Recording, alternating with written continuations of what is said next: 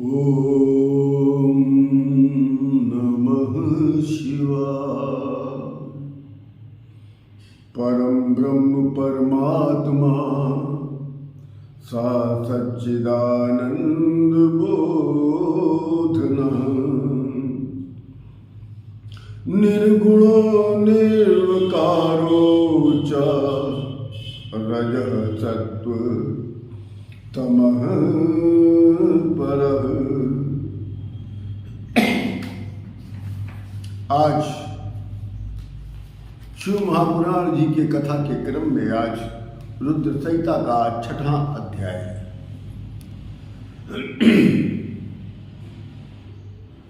आज के अध्याय में शिव जी के स्वरूप और विष्णु भगवान जी की उत्पत्ति का वर्णन है।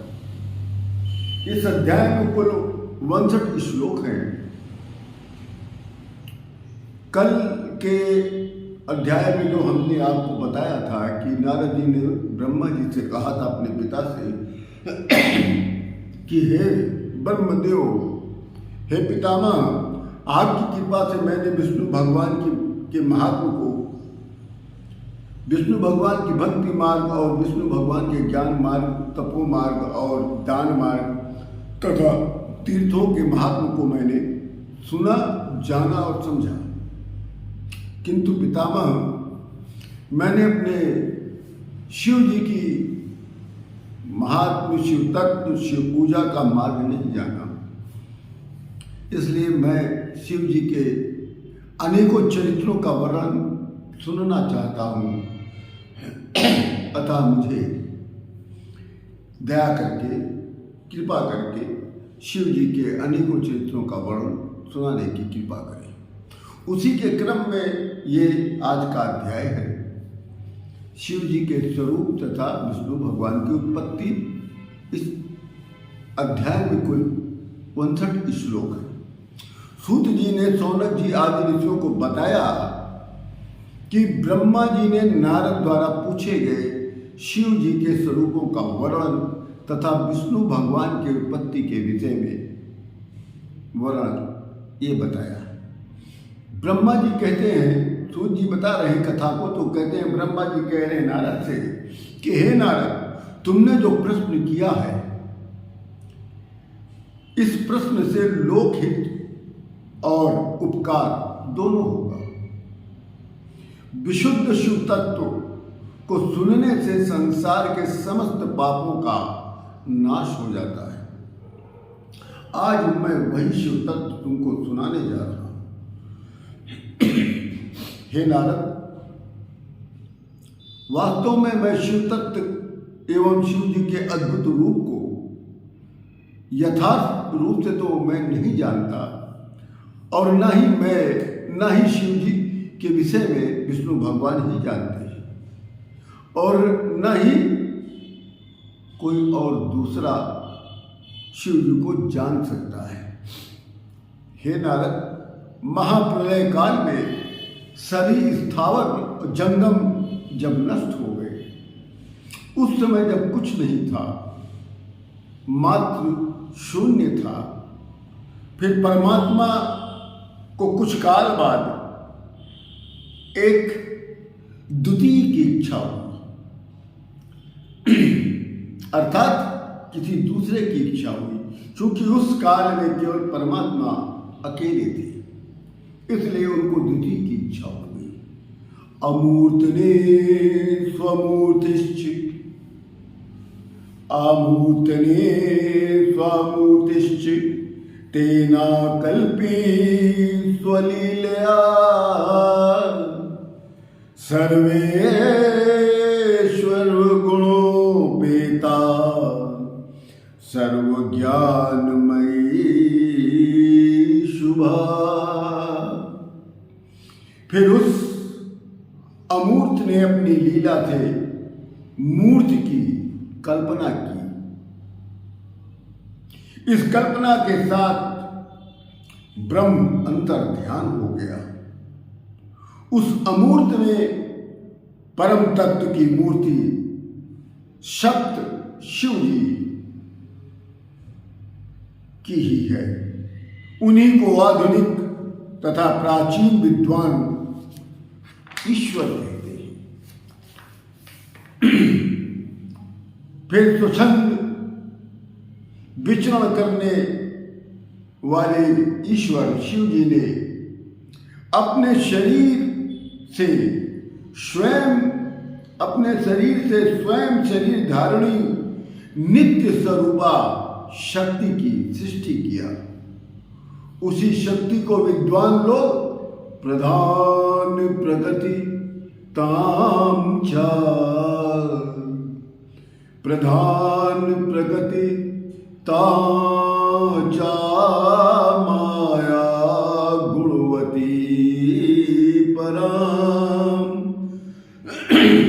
विद्वान लोग प्रधान प्रगति परा त्रिगुणा बुद्धि तत्व की जननी कहते हैं। इसी को शिव जी सा शक्ति राम्बिका प्रोक्ता प्रगति सकलेश्वरी तिदेव जननी नित्या मूल कारण मित्युत। इसी को शिव जी ही शक्ति ही प्रकृति शकलेश्वरी अंबिका त्रिदेव जननी नित्या और मूल कारण कहते हैं। इसी शक्ति की 8 भुजाएं हैं और ये शक्ति विचित्र मुखों वाली है, जो शिव तत्व का पुरुष रूप है। वह शिव शंभु और ईश्वर कहा जाता है, उसका कोई ईश्वर नहीं है। शीर्षे मंदाकिनी धारी भाल चंद्र त्रिलोचन पंचवक्त्र प्रसन्नात्मा 10 बाहु त्रिशूलधिक कर्पूर गौर सुसितो भस्मोद धूलिता विग्रह। वही ईश्वर सिर पर गंगा भाल पर चंद्रमा धारण करने वाले त्रिलोचन हैं। उनके 5 मुख 10 भुजाएं और त्रिशूल धारण करते हैं। कपूर के समान उनका वर्ण गौर है। कर्पूर गौरम करुणावतारम। कर्पूर के समान उनका वर्ण गौर है। शरीर पर भस्म का लेपन करते हैं। उस काल स्वरूपी परब्रह्म ने अपनी शक्ति को साथ लेकर शिवलोक क्षेत्र का निर्माण किया। तदेव काशी केत पेतत प्रोच्यते क्षेत्रमुत्तमम्।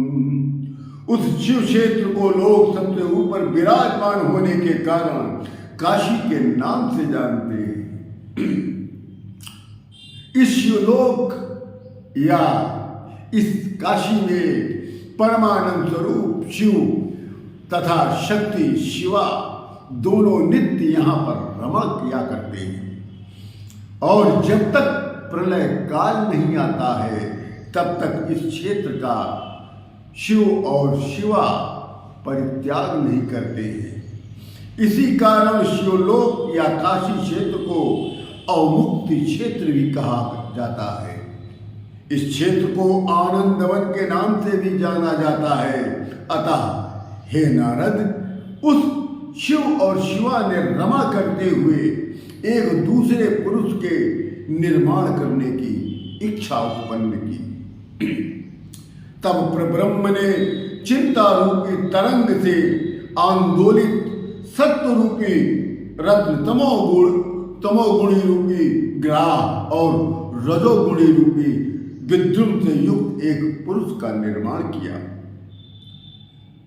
और निर्माण कर उस पुरुष का सृष्टि का भार उसके ऊपर सौंप दिया। वो व्यक्ति त्रैलोक्य सुंदर था, शांत है, सत्व गुण संपन्न, गंभीर और क्षमावान है। इसकी उपमा किसी अन्य से नहीं की जा सकती। उसका शरीर नील इंद्रमणि के समान है, नेत्र कमल के समान विशाल है। पीतांबर धारण किए उस पुरुष ने परमेश्वर को प्रणाम करके कहा, नमामि कुरु मे स्वामिन्, नमामि मे कुरु स्वामिन्, वदं करं जावति। उस पुरुष ने कहा, हे स्वामी, मेरा नामकरण करिए और मेरे लिए कर्तव्य का निर्देश करिए। परमेश्वर शंकर जी ने उस पुरुष की वाणी को सुनी तो मेघ के समान हंसते हुए उस पुरुष से बोले, विश्वति व्यापकत्वात् विश्वति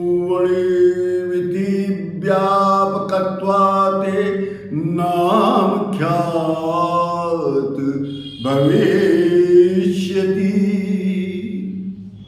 शिव जी कहते हैं कि हे महात्मा, सर्वत्र व्याप्त होने के कारण तुम इस जगत में विष्णु के नाम से जाने जाओगे और विष्णु के नाम से प्रसिद्ध होगे।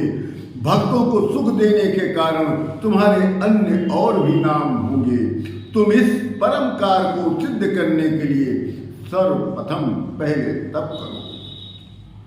इतना कहने के बाद शिव जी ने उस पुरुष को श्वास के मार्ग से समस्त वेदों का ज्ञान दे दिया। फिर शिव जी अपनी भक्ति के साथ अंतर ध्यान हो गए।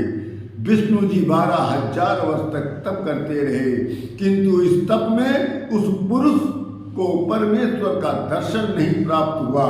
तब उसने अपने मन में ही परमात्मा को याद किया। तब आकाशवाणी में शिव जी ने कहा कि हे महात्मा, इस संशय को दूर करो। इस संशय को दूर करने के लिए अभी तप करो, क्योंकि तुम्हारे मन में एक संशय आ गया है कि हमारी भक्ति से शायद परमेश्वर प्रसन्न नहीं है, इसलिए दर्शन नहीं दे रहा है। अतः इस संशय को दूर करने के लिए अभी तुम पुनः तप करो। ध्यान मार्ग में ये महान तत्व क्या है, विचार करो। और यही विचार करते करते विष्णु भगवान सो गए। उनके शरीर से जल बहने लग गया और उस अवस्था में नारं जलम तदेवयनम, नारं जलम तदेवयनम, यस्य सा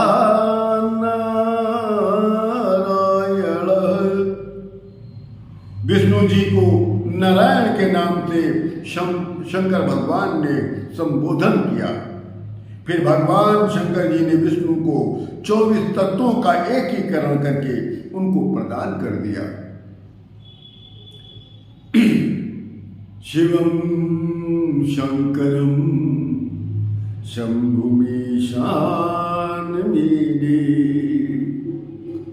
इसी के साथ आज शिव महापुराण जी का ये रुद्र संहिता का 6वां अध्याय पूर्ण होता है। कितना रोमांचक है इनकी कथा में, कितनी शक्ति है इनकी कथा में। इनकी कथा कहने में और कथा को सुनने में बहुत आनंद आता है। दुनिया के समस्त प्रपंच को आप लोग त्याग दें, परिवार के साथ सुख से रहें, अपनी रक्षा करें, अपने परिवार की रक्षा करें। समय बड़ा खराब चल रहा है और शिव महापुराण की कथा को श्रवण करते रहें। ईश्वर एक दिन सब अच्छा ही अच्छा कर देगा। इसी के साथ आप सभी लोगों को मैं अयोध्या से शिव योगी प्रमोद जी महाराज अपने शिव योगी अयोध्या जी यूट्यूब चैनल से आप सभी लोगों को प्रणाम करता हूँ और जय जय सिया राम।